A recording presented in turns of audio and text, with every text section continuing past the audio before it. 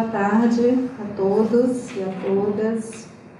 Cumprimento aqui a mesa, o professor João, a professora Lívia.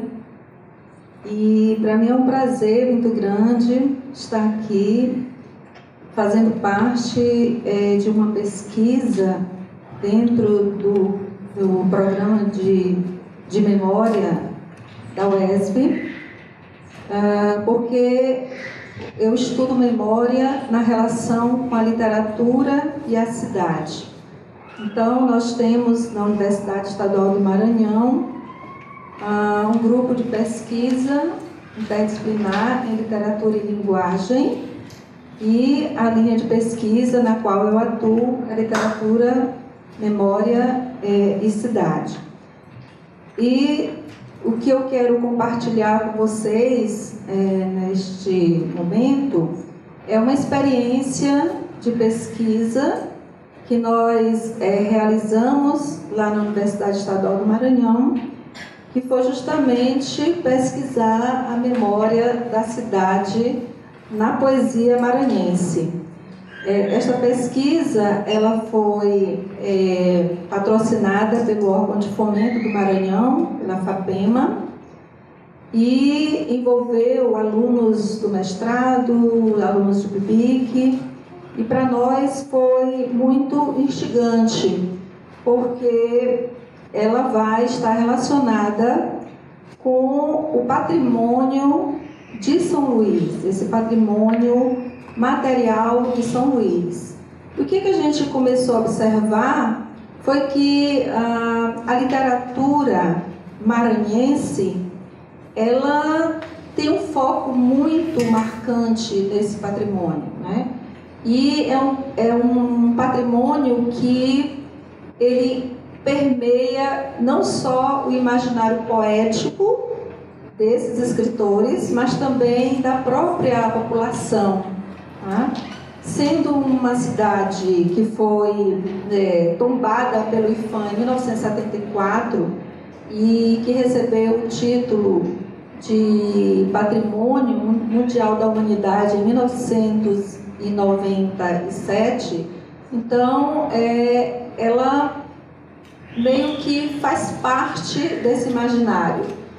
E não é só isso, a gente observa também que os poetas de gerações anteriores, os poetas chamados da geração Atenas brasileira, que foram aqueles que fizeram parte ali do romantismo, do neoclassicismo, eles também já cultuavam essa cidade nas suas poesias, né? Claro que a gente conhece muito mais, de uma forma muito mais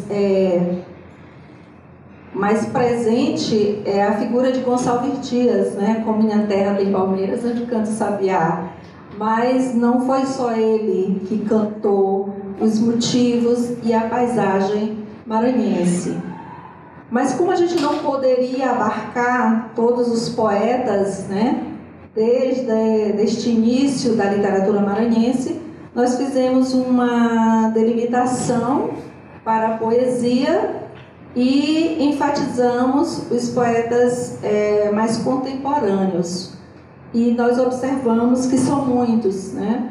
Muitos que vão fazer essa referência a esse passado, não só ao passado histórico, mas o modo como esses poetas ressignificam os casarões, ressignificam ruas antigas, enfim, toda aquela paisagem que faz parte dessa história e que nós percebemos que, em se tratando de barbárie, nós percebemos que está havendo um crime em relação ao patrimônio da cidade de São Luís, porque existe o entorno da cidade histórica que foi revitalizado à época do recebimento desse prêmio de Patrimônio da Humanidade, mas grande parte do acervo está se deteriorando desabando propriamente, né? Porque muitos proprietários não têm interesse em manter esses patrimônios, muitos deles já moram fora do país ou em outras regiões, e como o restauro desse patrimônio é muito caro, então eles estão deixando lá esses casarões desabarem e transformando em estacionamento. Então isso tem sido uma coisa que as autoridades têm feito vistas grossas, né? Porque eles não têm como obrigar os proprietários a fazer o restauro, então, desabando, eles deixam de ter o compromisso com essa manutenção. Então, foram esses os motivos que nos levaram a investigar de que modo a literatura pode dar essa contribuição a esse patrimônio cultural. Então, inicialmente, a pergunta que fazemos é: qual a relação da literatura com o patrimônio cultural? Apesar das primeiras preocupações com a memória nacional brasileira terem surgido no século XVIII, o interesse pela defesa do patrimônio histórico e cultural está ligado à mentalidade de escritores da primeira e segunda fase do modernismo.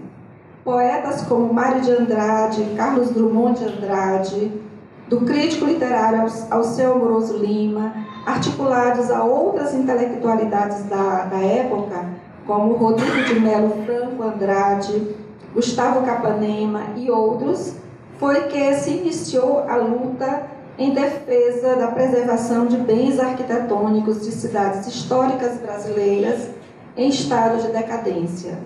Graças a essa iniciativa, em 1937, o patrimônio cultural passou a ser merecedor de proteção por meio do Decreto-Lei nº 25, que assegurou o tombamento de bens materiais e fatos memoráveis. Somente no final do século XX, por meio do Decreto nº 3.551, de 2000, foi criado o Programa Nacional do Patrimônio Imaterial. Esse decreto, inspirado no anteprojeto de lei de Mário de Andrade, elaborou na década de 30 do século XX e ampliou a compreensão de patrimônio cultural, sendo motivo também de preservação os bens da cultura popular, como folclore, contos, danças, lendas, superstições, entre outros. No século XX, não só presenciou o engajamento de poetas brasileiros na luta pela defesa do patrimônio cultural ameaçado de desabamento, como também foi marcado por um forte vínculo de escritores com a cidade enquanto lugar que acolhe experiências particulares e coletivas e que acaba deixando entrever bens memorialísticos urbanos.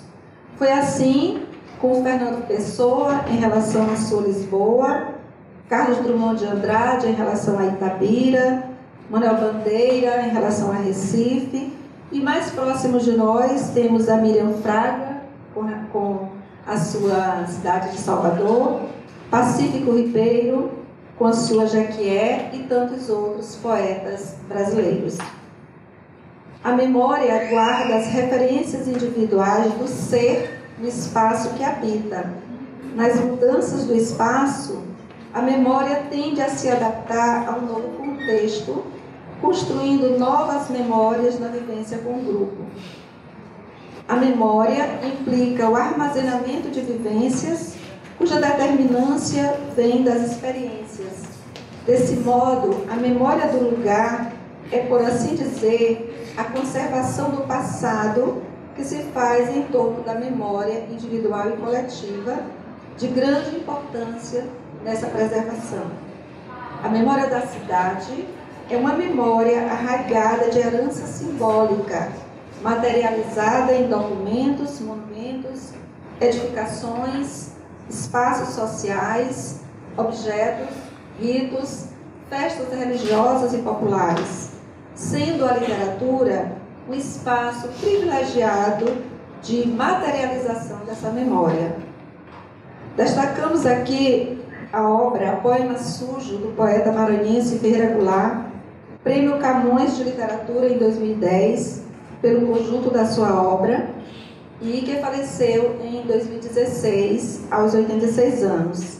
Além de poeta, Ferreira Goulart foi também jornalista e crítico de arte.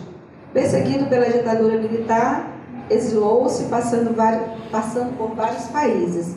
E na Argentina, sua última paragem, antes de retornar ao Brasil, escreveu o Poema Sujo.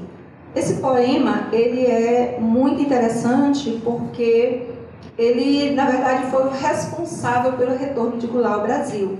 Então, como ele estava achando que poderia morrer a qualquer momento, né, estava na iminência de ser assassinado, ele decidiu escrever um poema que resumisse a sua história de vida. E nessa sua história de vida, a cidade do Maranhão, a sua terra natal, vai aparecer com todo o seu vigor. E esse poema ele é trazido para o Brasil por Vinícius de Moraes, né, que traz em fita cassete, e vai ser divulgado entre a sociedade carioca, e isso vai pressionar o governo militar ao retorno dele ao país. Então, esta obra, ela, na verdade, é um grande poema, um poema com mais de 1000 versos. E nele, a partir das suas experiências particulares, a cidade de São Luís aparece com sua gente, seus costumes, seus contrastes sociais e, sobretudo, com suas construções arquitetônicas e logradouros antigos. Goulart desenvolveu com a cidade uma relação de cumplicidade, de modo que homem e cidade se imbricam num emaranhado de vivências lembranças que o levaram a diluir-se no corpo da cidade.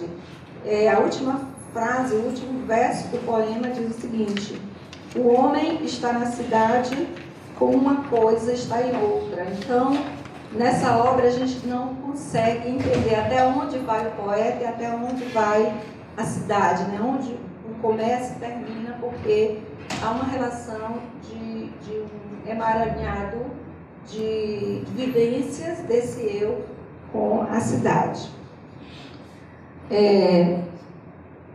Desse modo, pensar a cidade implica estabelecer relações de um ser ou coisa a um conjunto de indicações que nada mais são do que atributos de referências.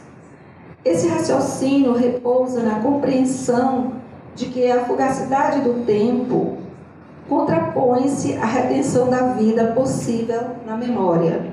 Assim, a obra Poema Sujo vai desfiando paisagens e imagens pretéritas de vivências particulares do sujeito que se anuncia a partir de um tempo e lugar determinados. Casarões, ruas, becos, ruínas são colocados na poesia gloriana como uma concha que acolhe e protege, no dizer de Bachelard, cuja paisagem parece ter repouso absoluto. Aqui o espaço urbano suscita memórias de vivências e convivências, e o indivíduo que nela se debruça transporta o passado com todo o seu vigor para o presente. Ao perceber a cidade, o eu poético goulariano perpetra, através de suas retinas, a memória da própria cidade. Desse modo, com força poética, o sujeito poético vai desfiando lugares que guardam memórias individuais que se desdobram em coletivas. Eu gostaria de mostrar o primeiro poema, eu não vou ler, mas vocês podem fazer a leitura aí, para a gente pensar como é que essa poesia vai dar visibilidade a esses espaços e outros elementos constitutivos da cidade. Observem que na segunda linha, no segundo verso, ele fala de fileiras de porta e janela, meia-moradas de sacadas de ferro e platibandas. Então aí ele já vai dar visibilidade há um tipo de morada dessas cidades históricas, que são aquelas casinhas que são conjugadas literalmente de portas e janelas, né, que se mostram, mas que não têm visibilidade em relação aos casarões senhoriais, né, elegantes, que atraem a atenção não só da população, mas também de turistas. Então ele vai mostrar que esse tipo de morada também carrega memórias, carrega histórias, né? Então, são casas consideradas sem prestígio em meio aos casarões, mas como aquelas, acomodam histórias e memórias. São casas com formas antigas, que também resistem ao tempo, manchadas de carunchos, como diz Goulart, mas que das janelas surgem rostos desconhecidos. Ou seja, a consciência poética reconhece que o tempo é produtor de mudanças e que o espaço também é suscetível de acolhimento do novo. Queria mostrar um outro. Na verdade, é um poema só, né? Um tiriço, como dizem por aqui. Mas que, em muitos momentos, ele possibilita pensar esses elementos urbanos. Aqui nós vamos... Não tem um outro antes desse? Vai passar. Passe o outro. Na verdade, eu esqueci de... Pode voltar. Aqui, pronto. Então, nesse excerto do poema, observem que há referência a nomes de ruas antigas e de becos da cidade de São Luís. Esse imaginário das antigas ruas e becos remete ao fluxo moroso da cidade. Muitos dos nomes excêntricos, né, como Beco do Precipício, Rua do Comércio, Rua das Hortas, tem outros nomes bem excêntricos, como Beco da Garagem da Bosta, né? E por que esses nomes? Porque tem relação com a origem, com o nascedouro do lugar, né? Esse Beco da Garagem da Bosta, por exemplo, era um beco por onde os escravos desciam com aqueles tachos, aqueles pinicões, né, carregados de fezes para jogar na maré. Então, os nomes das ruas e dos becos vão surgindo dessa vivência e desse cotidiano da cidade. Então, muitos nomes excêntricos das ruas, estreitas e tortuosas, e de becos, estão associados ao nascedouro do próprio lugar. Ou então surgiram do próprio traçado urbano ou do cotidiano.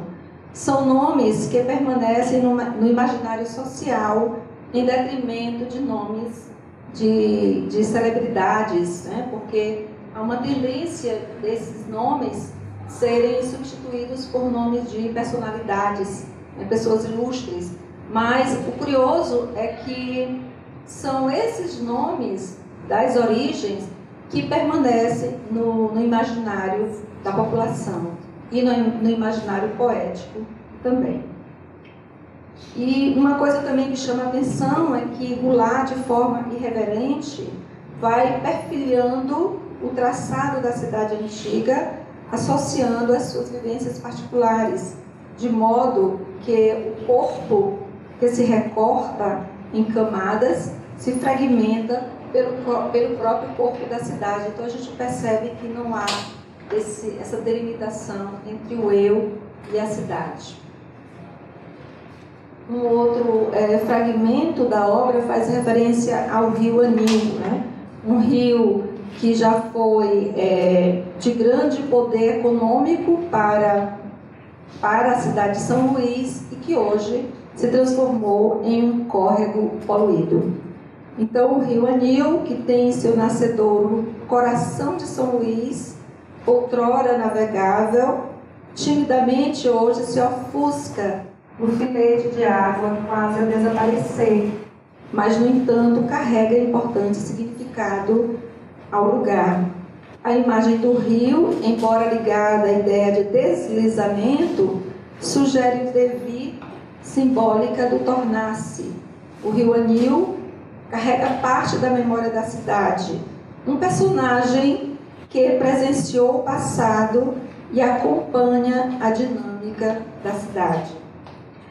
Um outro poeta significativo na leitura da cidade de São Luís é José Chagas. Ele é paraibano, mas ele naturalizou-se maranhense ainda jovem e dedicou toda a sua obra para a paisagem e os motivos maranhenses. Ele, assim como Goulart, ele é da Academia, Goulart é da Academia Brasileira de Letras e José Chagas é da Academia Maranhense de Letras. E faleceu também com uma idade bem avançada, 89 anos de idade, em 2014. Sobre a memória da cidade, ele escreveu uma obra interessantíssima chamada Os Azulejos do Tempo. Essa obra, ela foi publicada em 1999, em decorrência do título que a Unesco concedeu à cidade, né, o título de Patrimônio Mundial da Humanidade. E essa obra, Os Azulejos do Tempo, ela surge na perspectiva de alertar para a preservação desse patrimônio. Uma vez que a dinâmica da cidade e a instabilidade das edificações antigas estão associadas ao atributo do instantâneo e do fugaz, elas corroboram para o declínio de seus elementos, né? Então, essa dinâmica da cidade tende a corroborar para o declínio dessas construções, né? Para a deterioração dessas construções. Então, José Chagas, ele vai, por meio dessa obra, Azulejos do Tempo, proporcionar uma reflexão sobre a condição da memória urbana, né? E se tratando de uma referência a uma cidade que tem parte do seu patrimônio não preservado. Então, eu queria mostrar esse fragmentozinho em que ele vai falando dessa arquitetura da cidade, né?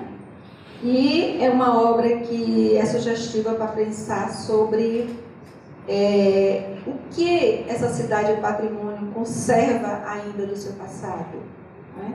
E até que ponto os sujeitos sociais, a partir do acervo da cidade, são conscientes da história e da memória do lugar. Então, é uma obra que vai instigar nessa perspectiva de pensar até que ponto a população é consciente dessa memória e dessa história que se faz presente nas fissuras, que se faz presente nas fachadas, que se faz presente também em elementos, em fragmentos da própria cidade. Então, paralelo aos grandes obeliscos, como fontes, casarões, igrejas seculares, considerados de estimado valor memorialístico, esta obra, Azulejos do Tempo, também dá lugar a outros elementos, chamados fragmentos da cidade. São os detalhes como os mirantes, as pedras das ruas, as pedras das calçadas, as esquinas, os azulejos, que também contribuem para pensar a história do lugar. Uma história onde o passado e o presente se cruzam e dialogam. Os azulejos, apresentados no título, né, porque a obra se chama Azulejos do Tempo, e apresentados também no interior da obra, figuram como metonímia da própria cidade, né? Se a gente pensa a metonímia como a parte pelo todo. Então, símbolo de opulência e economia próspera, os azulejos de São Luís são de origem portuguesa, francesa, holandesa, alemã e inglesa. E esses azulejos, eles revestem as fachadas e os interiores de construções arquitetônicas do século XVII e XIX. Século XVIII e XIX, desculpem. Então, no poema em questão, este poema aí, José Chagas se reporta ao traçado da cidade e os azulejos como rascunhos de Portugal. Com isso, subjaz a ideia de que, quanto mais semelhança com a metrópole, maior valor e prestígio a cidade teria. Bom, por fim, o rio, as casinhas de portas e janelas, as ruínas de construções arquitetônicas, as ruas, os azulejos, enfim, tudo na cidade constituem o que Pesavento denomina de patrimonialização do passado da cidade, qual seja reconhecer nos elementos urbanos fatos relacionados com a identidade e com a memória do lugar. As cidades dilatam-se, expandem-se, tornam-se labirínticas, mas não se desvencilham do núcleo, não se desvencilham das suas origens. A cidade na literatura aspira uma vitória sobre o tempo. O seu passado é repensado por meio da subjetividade poética, a partir das marcas deixadas em ruínas, construções, fachadas, fontes, becos, dotando-os de sentido. Lembrando Walter Benjamin, o tempo é uma caminhada que avança numa sucessão de acontecimentos como uma flecha, mas também como espiral, permitindo o retrocesso. Mas como retroceder no tempo? Benjamin explica que o retrocesso é possível quando vemos o passado a partir do modo como ele nos impacta no presente. É isso que possibilita o diálogo e a sua atualização. Diz Benjamin, o passado é um tempo saturado de agoras. Os bens da cidade revitalizados, quer sejam pelo restauro, quer sejam pelo olhar dos transeuntes, ou sobretudo pela percepção poética, possibilita a valorização do patrimônio, por conseguinte, a valorização da memória do lugar. Muito obrigada.